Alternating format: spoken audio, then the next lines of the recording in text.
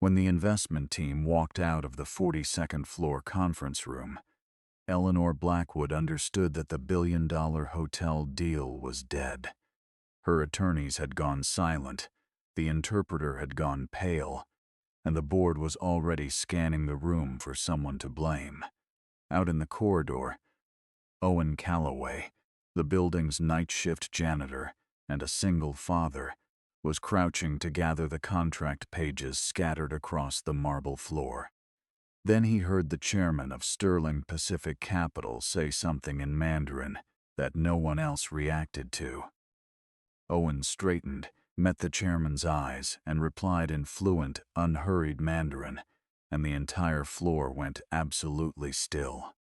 If you have ever been overlooked, stay with this story and watch how Owen makes an entire room of power go silent. The Blackwood name had meant American luxury hospitality for 3 generations, which made the current balance sheet feel like a particular kind of disgrace. Blackwood Crown Hospitality was carrying more than $600 million in debt, the accumulated wound of 3 coastal resort projects that had stalled in permitting battles and cost overruns that only revealed themselves after the contracts were signed. The flagship properties, a lakefront tower in Chicago, a historic conversion in New Orleans, a San Francisco high-rise that had been under a tarp for 2 years, were each profitable in isolation, but together they formed a constellation of obligation threatening to drag the entire enterprise below the waterline. Without significant new capital, analysts on the board were already whispering about asset sales, and not the discreet kind. They were talking about the hotels that had made the Blackwood name mean something. Eleanor arrived at headquarters on a Tuesday morning in October, wearing the composure of a person who had not slept 4 hours, but intended for no one to know it. She moved through the lobby with the measured certainty 15 years of building had given her, nodding to the cluster of senior directors who materialized near the elevator bank, as if by accident, though she knew they had coordinated their positions. The smiles directed at her were warm on the surface and cold beneath it. The professional courtesy of people watching to see whether she would confirm their doubts or confound them. Several board members on the upper floors had made no secret of their conviction that Eleanor held the CEO position, not because she had earned it, but because her grandfather had built the first hotel and her father had built the rest. Grant Voss, the company's chief strategy officer, met her outside the conference room with the brisk assurance he deployed whenever he wanted to close a conversation before it could open. He had been with Blackwood Crown for 11 years, had served as her father's right hand during the last expansion cycle, and Eleanor had allowed that history to function as a credential she never thought to re-examine. He told her the term sheets had been reconciled between counsel. The language was clean, and the only remaining task was for Eleanor to sign on schedule and allow $1 billion to begin moving through 3 structured disbursement phases. He delivered this the way people say things they want to sound inevitable. What Grant did not mention, because he had spent 2 weeks ensuring it would not be mentioned, was that the annex package being placed before the Sterling Pacific delegation contained a version of its Chinese language addendum that was not the version Eleanor's legal team had reviewed and approved. Owen Calloway, pushing a service cart along the corridor behind the conference suite, noticed this discrepancy, not because he went looking for it, but because he happened to be the only person in the building who could read both documents and register. They were not the same. 2 copies of the annex carried identical page numbering but different language in 3 consecutive clauses, and his first instinct was to bring it to the floor manager. She told him, without looking up, that meeting rooms on 42 were the concern of 42, and janitorial staff were expected to stay in service corridors. 90 seconds before the Sterling delegation reached the elevator bank, Owen watched Grant Voss carry one copy of the annex directly to the executive shredder, feed it through personally, and walk back without changing his expression. Owen Calloway had worked the evening shift at Blackwood Crown Hospitality for 14 months, and in that time he had learned the names of nearly everyone who crossed his path. He knew that the paralegal on 38 kept a photograph of her grandmother behind the fire exit map, and that the sous chef sang to himself while restocking the cold cases, and that the head of communications never turned his badge correctly until his second cup of coffee. He knew these things because he paid attention, and because it was simply the way he was made. The attention was not reciprocated. When a bottle of sparkling water was knocked from a credenza and shattered on the corridor tiles, the associate who knocked it stepped past the puddle and continued toward the elevator, certain the correction would happen without his involvement. Owen cleaned it up without comment, as he cleaned up most things. Eleanor had encountered him perhaps a dozen times in 14 months, in elevators, along the service corridor behind the executive kitchen, and their exchanges had been the brief, polite transactions of two people who occupied the same building but not the same world. She had never been unkind. She had also never been curious, which was its own category of blindness she would later think about at length. She had not noticed the small notebook he carried in his breast pocket, filled with Mandarin characters, or the particular quality of stillness he held when he paused outside a conference room where a call was taking place in Chinese. A phone call with his daughter Paige, taken on a break in the 31st floor stairwell, gave the world its clearest window into what Owen was actually doing with his life. Paige was 16, quick and watchful in the way of children who have survived something difficult beside a parent, and she asked directly whether the college savings was close to where they needed it. He told her it was getting there. She asked whether he ever thought about going back into hotel operations. He said the experience he had accumulated no longer matched the credentials the industry was requesting, which was a careful way of saying something more complicated. A younger colleague named Dex had once told Owen he seemed overqualified for the job, meaning it as a joke.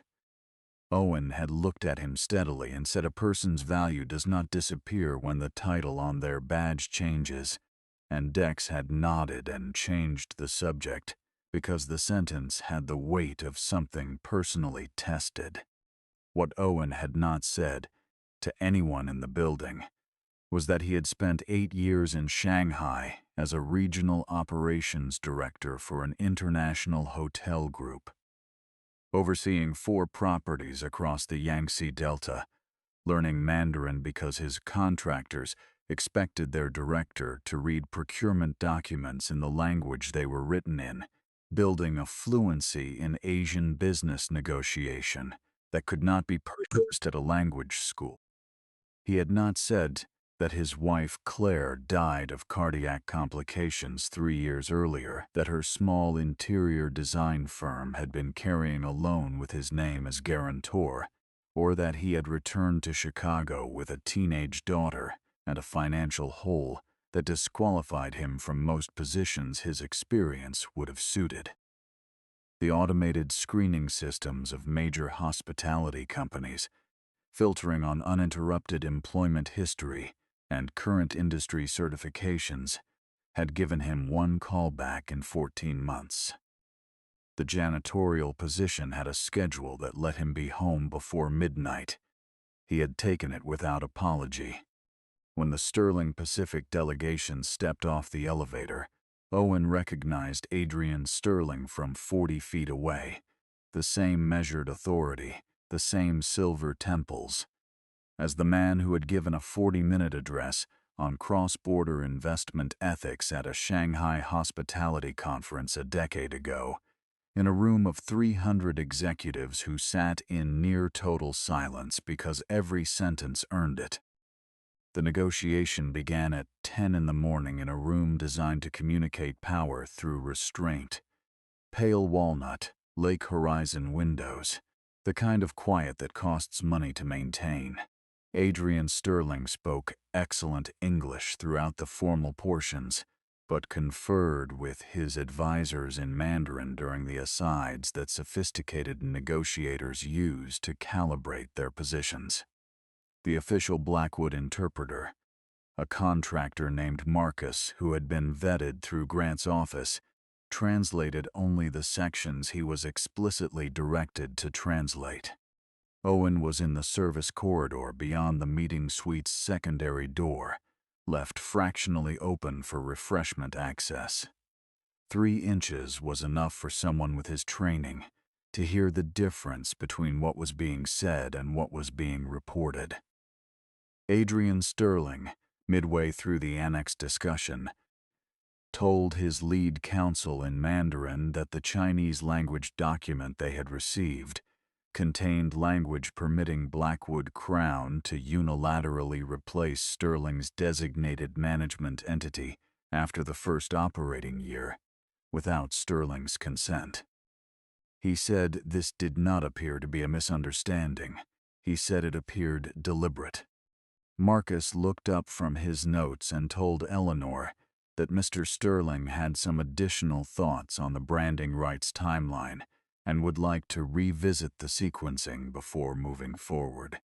Eleanor, who had spent the morning reviewing the branding language with her legal team and felt comfortable in her position, responded that the timeline was negotiable within a 45-day window and asked which milestones Mr. Sterling found most constraining.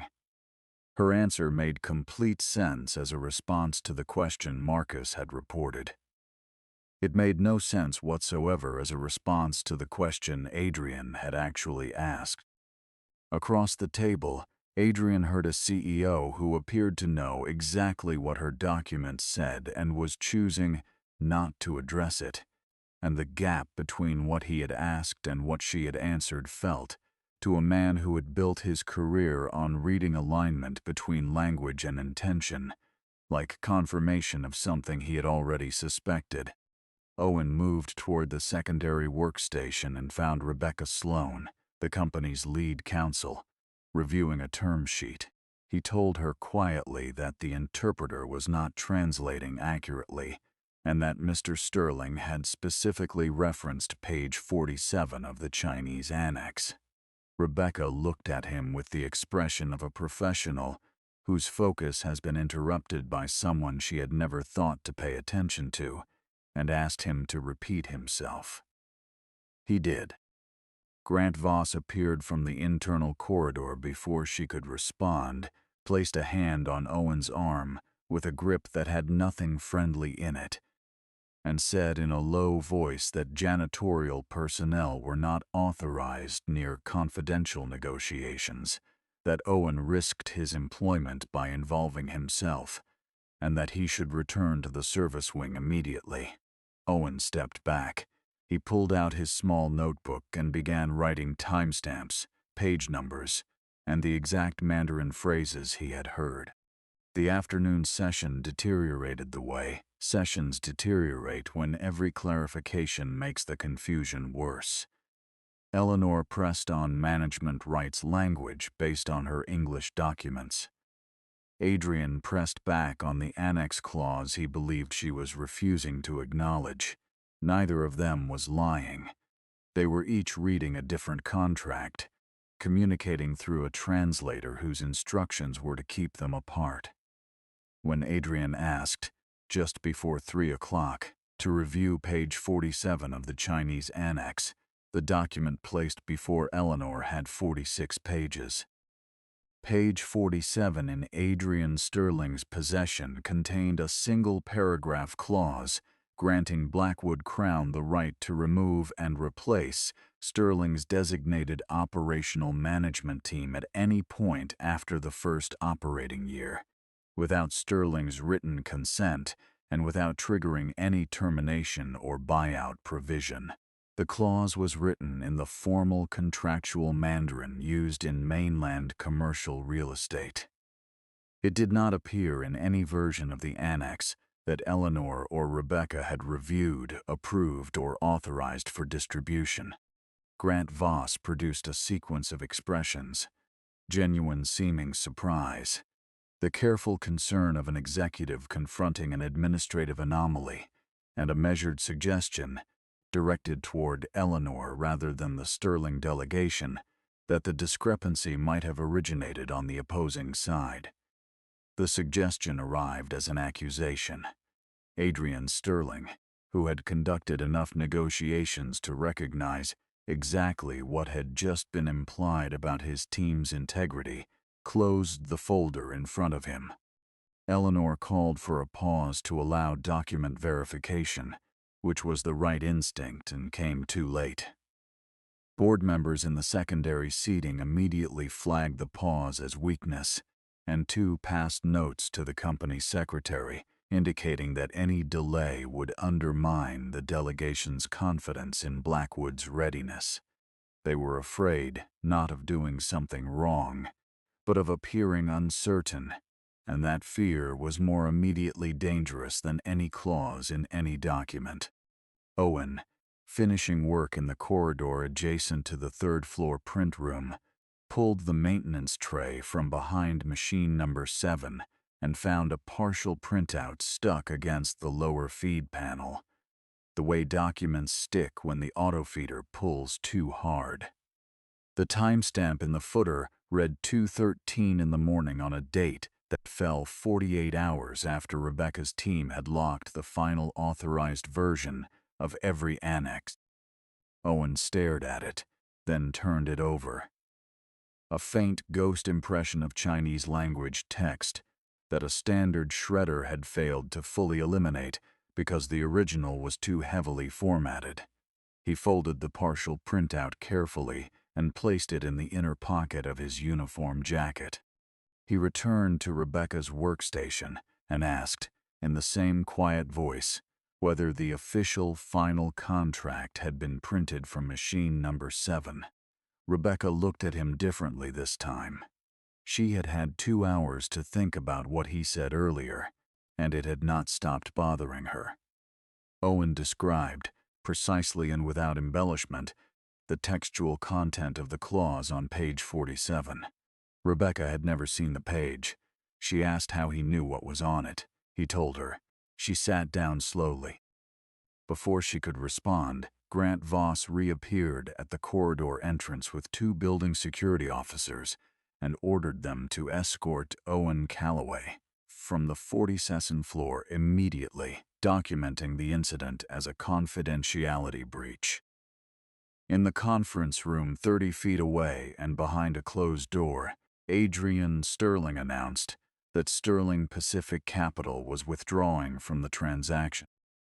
The delegation left through the main lobby, and the silence behind them was the particular silence of a room where people are calculating how quickly they can distance themselves from a catastrophe. 3 board members were already on their phones.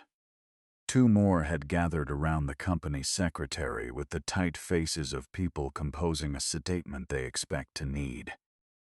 Eleanor stood at the end of the conference table and felt what she had just lost.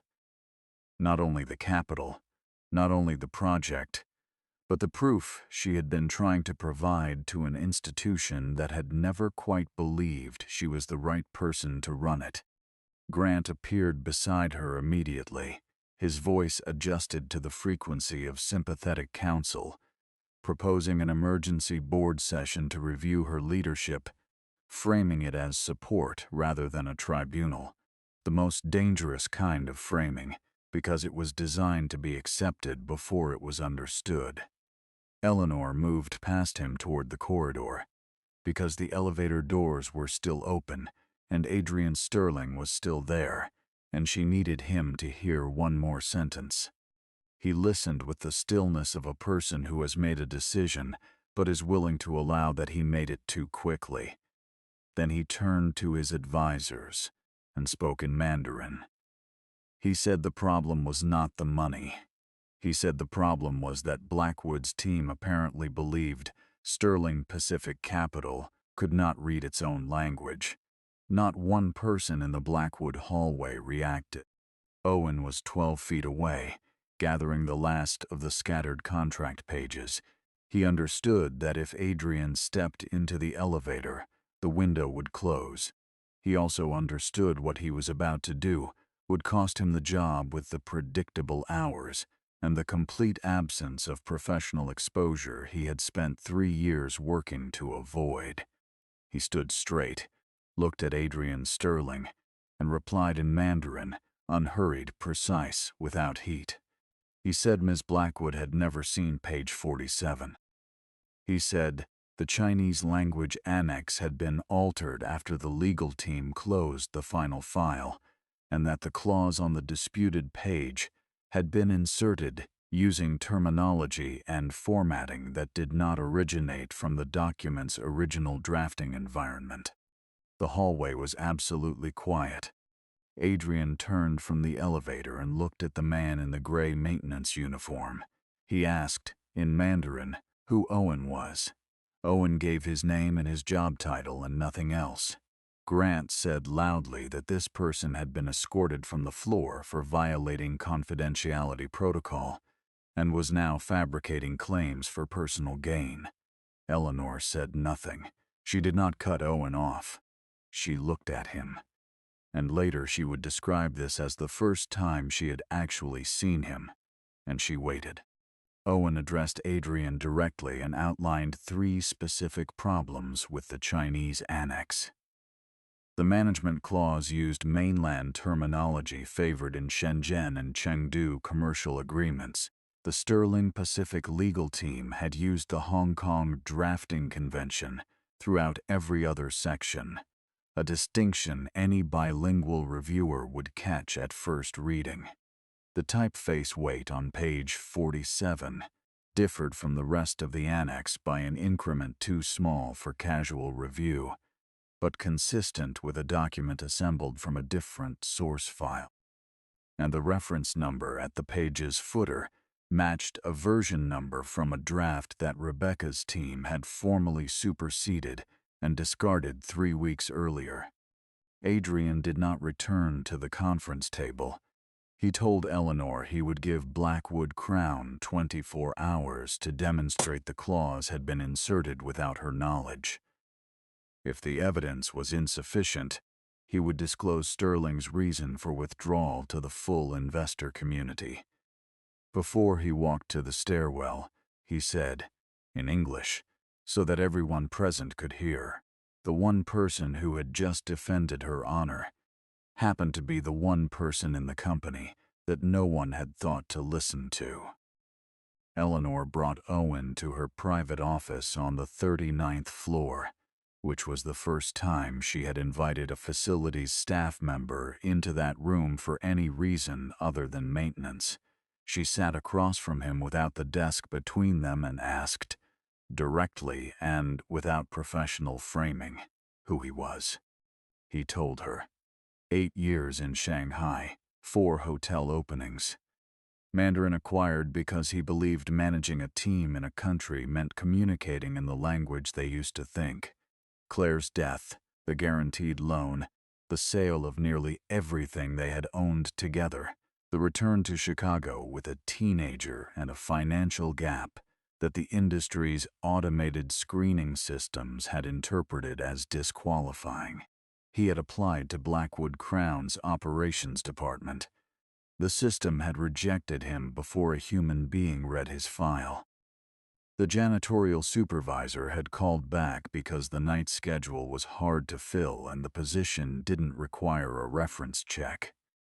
He said this without self-pity and without the softening people use when they want to suggest their circumstances were not their fault. Eleanor heard this and felt something she was not immediately able to name. The recognition that the system she had inherited and never examined had placed a person capable of saving her company in a service corridor, handed him a mop, and then complained when he used the abilities she did not know he had. Rebecca confirmed that all 3 textual anomalies were substantively accurate. The typeface discrepancy held against a style guide comparison. The reference number matched a superseded draft in the document management system. The mainland terminology was inconsistent with the drafting conventions used throughout every other section of the bilingual contract. She said this was sufficient to warrant a formal investigation, but not yet sufficient to establish who had made the changes. The system metadata would answer that question definitively, and required administrative access she would need Eleanor's authorization to retrieve. Eleanor offered to compensate Owen for his time. He said he would accept a working role in the investigation, not a communications role. He said he would not be used as a strategy.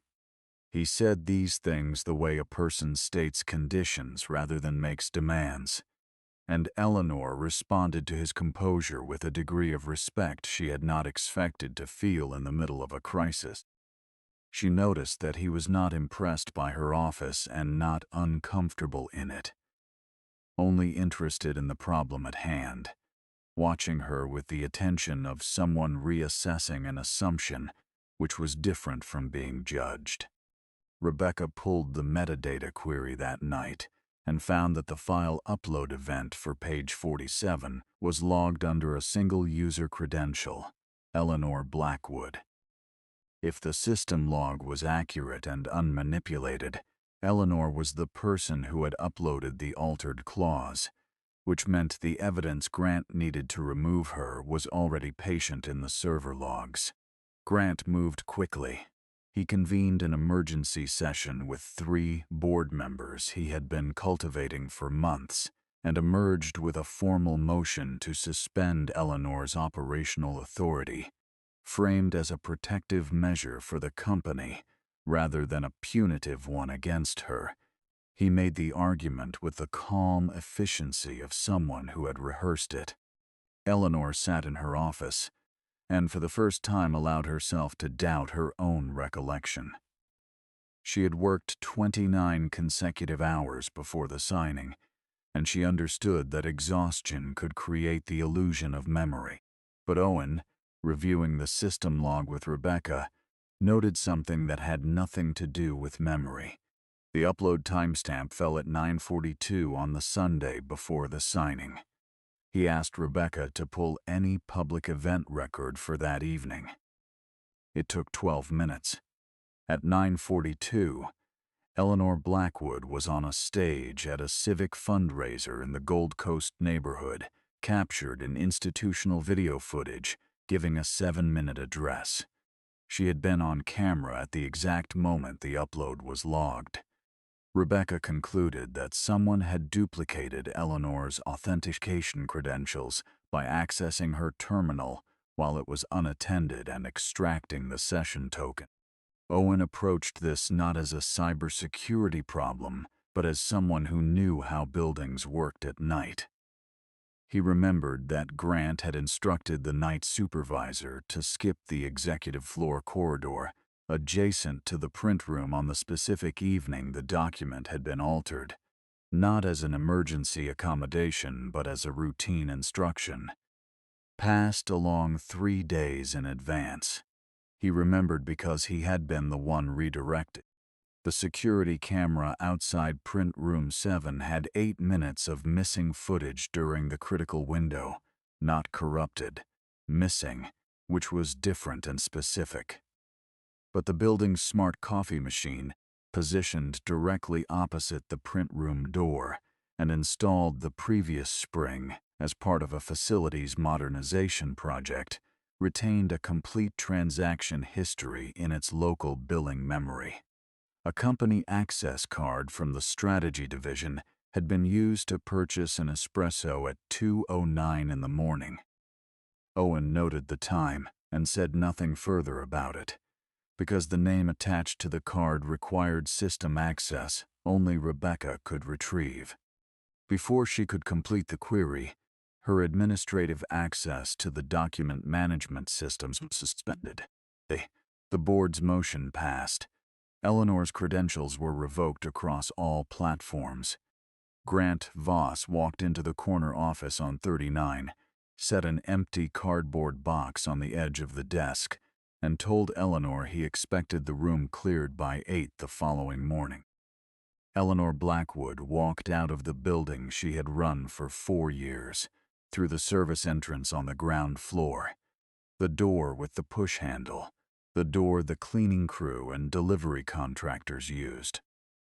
Owen walked out a few minutes behind her, his employment terminated for violation of confidentiality protocols that had never been fully executed in his onboarding paperwork. Neither of them had a working badge. Eleanor stood on the sidewalk beside the service exit and looked up at the building and understood for the first time what it felt like to be invisible in the structure that carried her family's name. It was a sensation she had never considered before and would not forget. Owen did not offer consolation she hadn't asked for. He said that losing a title was not the same thing as losing the capacity to decide what happened next. Eleanor heard this not as advice, but as a description of how he had organized his own life. They ended up at an all-night diner on Wacker Drive, narrow room, laminate tables, coffee that was better than the decor suggested, and spread Owen's notes and printed copies across the table. Without the 42nd floor, without the board watching from secondary seating, they were two people with a problem and the tools to approach it, and the conversation moved faster because of it. Owen told Eleanor that as he had been reviewing the full annex structure, he had found something that went beyond the planted clause. The hotel project's operational design contained a serious error the altered document had been helping to conceal. The central plant specifications, the cooling system, the water treatment capacity, and the shared kitchen infrastructure were sized for a significantly lower operational load than the room count and amenity program would generate. The discrepancy was not dramatic enough to surface in a headline, but precise enough, compounded over a decade, to produce cost overruns in the tens of millions on energy and maintenance lines. Grant had known about the discrepancy. If the deal closed as written, his financial position in Stonegate Urban Assets, a real estate fund quietly acquiring parcels adjacent to the lakefront project for 18 months, would benefit from Blackwood Crown's operational bleeding. If the deal collapsed on the basis of a contract dispute, the project would be frozen long enough for Stonegate to close on the adjacent land at favorable prices before any restructured agreement could be signed. Either outcome served Grant.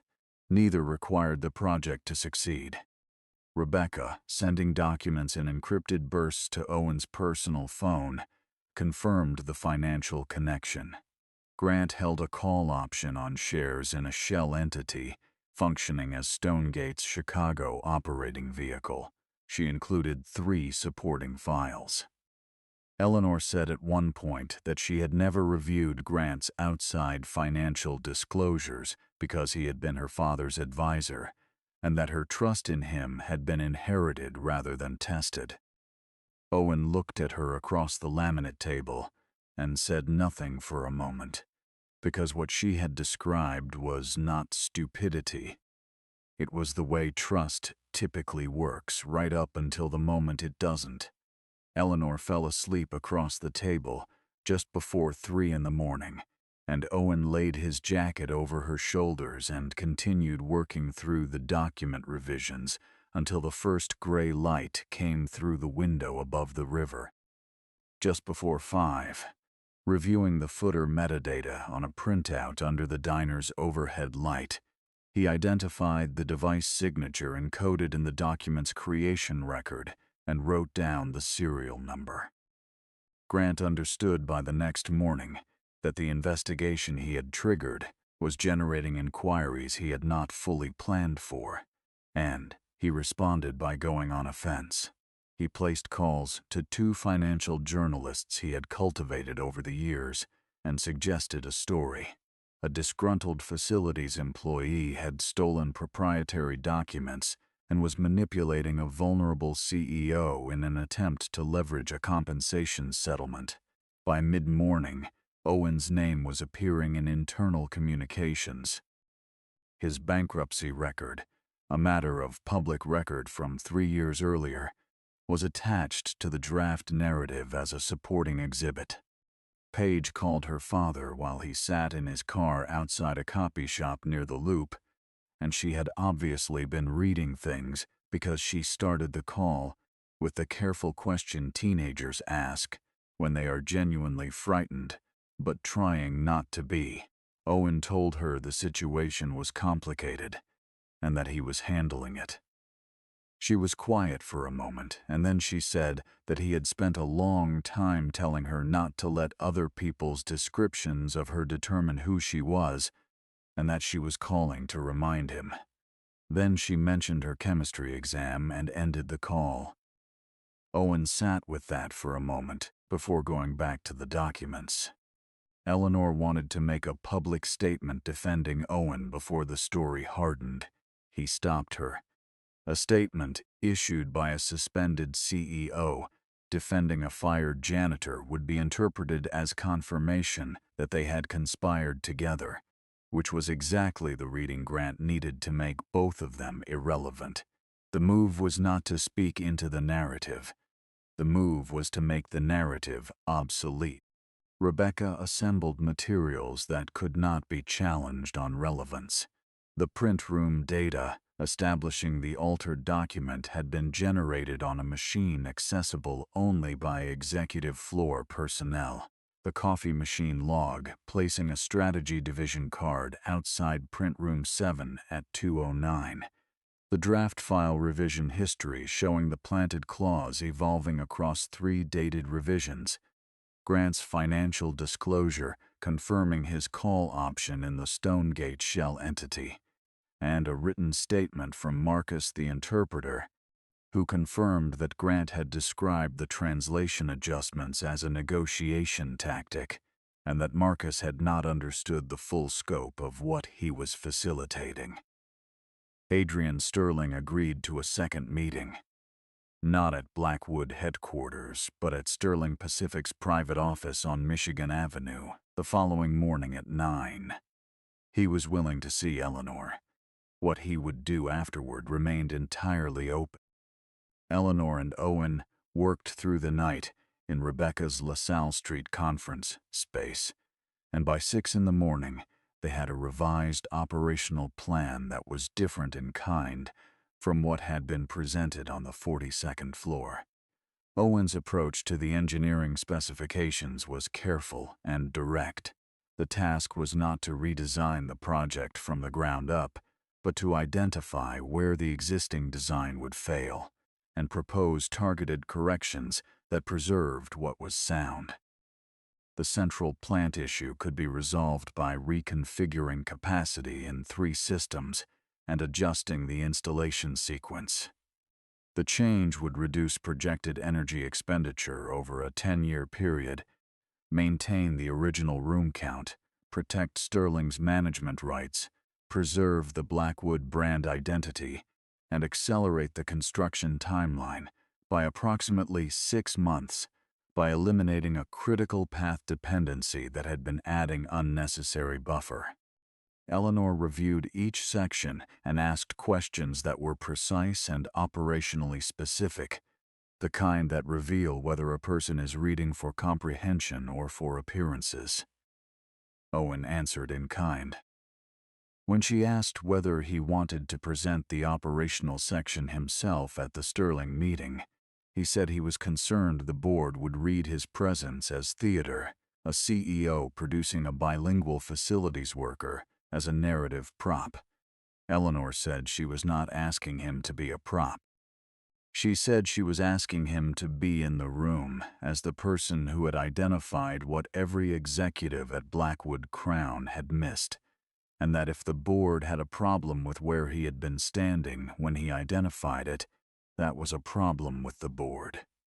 It was the first time in several years that someone had described his abilities accurately, using the right nouns, directly to his face, and he felt the difference between that and every conversation in which he had been defined by what he was currently doing, rather than what he actually knew. The Sterling Pacific conference room was smaller than the Blackwood 42nd floor space, and entirely different in atmosphere. A working room with laptops open on the table and a coffee setup suggesting the people there were accustomed to arriving early and staying late. Eleanor opened in English. She acknowledged that she had built, or inherited and failed to examine, a leadership structure in which authority was concentrated without accountability, in which trust extended to senior advisors was inherited from relationships she had not originated and therefore never independently verified, and in which the company's own screening systems had been calibrated to filter out capable people before they could be evaluated. She said these things without the language of corporate regret that substitutes vocabulary for responsibility. Owen presented the operational revision first in Mandarin, then repeated it in English, not as a linguistic display but as a structural commitment to closing every gap that translation could be used to exploit. He walked through the plant reconfiguration, the phasing adjustment, the 10-year cost projection, and the construction timeline acceleration with the clarity of someone who has thought through a problem completely enough to explain it simply. At the end of the presentation, Adrian set down his pen and looked at Owen. He asked whether, if this project belonged to Owen directly, Owen would sign it. Owen said he would not with the current team. Owen explained what he meant. The project was sound and the corrected design was fundable, but it would not hold together if the conditions that had allowed it to be sabotaged were left in place. What was required was the removal of Grant Voss, a bilingual contract review process managed by counsel independent of either party, and a formal oversight structure giving both Sterling and Blackwood operational review rights at defined intervals without either having unilateral modification authority. Grant Voss entered the Sterling Pacific conference room at 10:42, with 2 Blackwood board members who had been persuaded, on the basis of the system logs, that Eleanor remained under formal suspension and could not represent the company. He made this argument with the confidence of a person accustomed to winning procedural points. And he might have won this one too, if Rebecca Sloan had not been seated at the far end of the table with a printed document package assembled since 2 in the morning.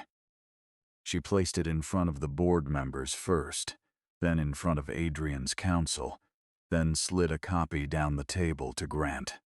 The package contained the print room data, the coffee machine transaction log, the draft revision history, Grant's financial disclosure confirming the Stonegate position, Marcus's written statement, and the device signature from the footer of the falsified page. Rebecca said, in the measured voice of a lawyer who has verified every sentence before she speaks it, that the metadata on the planted clause indicated a specific device that could be matched to a hardware registration on file with the company's IT department. She asked the board members present whether they would like to make that match now, in the room where everyone could see the result. Grant said the data could have been planted, that a bankrupt former manager, who had been terminated twice in 2 days, had obvious motivation to construct false evidence. He said this to the room rather than to any individual, which revealed how much he was improvising. Owen did not argue. He asked for a device with internet access, pulled up the company's hardware registration portal through a guest login Rebecca had obtained, entered the serial number from the footer, and waited. The result appeared in 11 seconds. The device was registered to Grant Voss, listed as a company asset he had reported stolen 9 months earlier, a loss claim the insurance office had approved, and the IT department had closed. The device had continued connecting to the company network from inside Grant's private office every week for those 9 months. The 2 board members who had accompanied Grant stepped away from him by a distance not physically large but professionally absolute. Grant's attorney had not yet arrived. Grant was escorted from the Sterling Pacific conference room by building security and held in a lobby office pending the arrival of Blackwood's general counsel and, shortly after, a detective from the Financial Crimes Division of the Chicago Police Department. There was no raised voice. There was only the quiet of a room from which something rotten has been removed, which is different from ordinary quiet in a way everyone present could feel. Adrian Sterling did not sign the revised agreement that morning.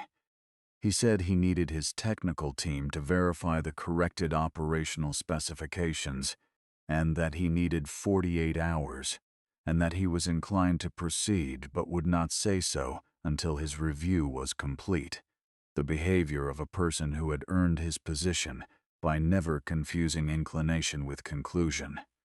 Before he left, he asked Eleanor what she was committing to, not as a board presentation, but as a personal statement. Eleanor committed to 4 things: an independent contract audit function staffed by bilingual counsel external to both parties, a reformed hiring process in which automated filters were supplemented by human review for any applicant, with documented international experience regardless of credential gaps, a formal feedback channel for employees at every level with a defined escalation path, and public accountability to shareholders for the governance failures that had allowed the sabotage to proceed. She did not present these as gestures. She presented them as conditions of her own continued leadership. Owen Calloway spent the 3 days following the Sterling meeting in no particular hurry. He took Paige to a baseball game on a Tuesday afternoon. He cooked dinner 2 nights running and ate it at the kitchen table. He did not check his phone after 9 in the evening. The Blackwood board, working with an outside governance firm Rebecca had recommended, and Adrian Sterling's team had quietly endorsed, completed their review of Owen's operational documents and his employment history. The full history, the Shanghai years, the hotel openings, the construction management work, and passed a resolution authorizing his engagement as Project Operations Director for the lakefront development, contingent on his acceptance of the terms and the completion of a 90-day probationary assessment that he had specifically requested be included. He had asked for the assessment himself, because he wanted the appointment to rest on demonstrated performance rather than the extraordinary circumstances under which his name had become known. He accepted the position 3 months later. The vote was unanimous. Eleanor was reinstated as CEO by a separate board resolution passing 10-2, the dissenting votes coming from the members Grant had cultivated. She returned to the 39th floor and made 2 immediate changes to how she worked. She introduced a weekly hour moving through the building without an agenda, the legal department, the facilities break room, the kitchen on 40, the mailroom, not as a communications initiative, but as an operational practice she intended to sustain, because she had learned in the hardest available way what she did not know about the place she ran. And she made sure that everyone on her executive team knew the names of the people who cleaned the building at night. The revised agreement with Sterling Pacific Capital was signed 6 weeks after the coffee shop morning. Construction on the lakefront property began on schedule and remained within initial budget parameters through the first 4 phases. Paige came to see her father's new office on a Saturday when the building was quiet, stood in the doorway, and looked at the nameplate, Owen Calloway, Director of International Operations, and told him that at least the spelling of Calloway was finally right, which was the first joke she had made about any of it, and he took it as exactly the sign it was. The development between Eleanor and Owen was not the kind that resolves in a single scene. It grew the way things grow in the absence of performance.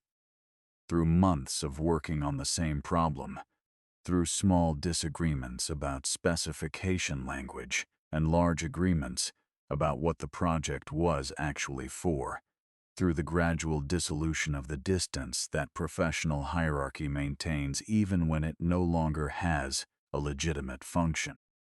Several months after the signing, Eleanor invited Owen to dinner, not as a CEO extending a gesture to a member of her team, and not as someone reaching toward a person she had recovered from obscurity. She asked as a person who wanted to share a meal with someone who had seen her at her most exposed and had not used it against her, which was rarer than it should have been in her life, and which she had decided to value accordingly. On the evening before the groundbreaking ceremony, Owen walked through the 42nd floor, on his way to a project meeting, and past the section of corridor where 14 months earlier he had crouched to gather the scattered pages of a contract that no one else had thought to read carefully. A new member of the facilities team was at the far end of the hallway, wrestling a loaded service cart through a door that kept swinging back before he could get the wheels across the threshold. Owen stopped, crossed the corridor, put his hand flat against the door, and held it open long enough for the cart to pass through cleanly. He asked the young man his name, and the young man told him, and Owen said it back correctly, and then continued to his meeting. The door swung shut behind them both, and the floor was quiet, and the lake was visible through the end window in the long silver light of a Chicago evening, exactly as it had been on the morning when $1 billion had walked out of a room because everyone in it had been listening to the wrong person, and the right one had been waiting in the hallway, holding a notebook, already knowing what needed to be said.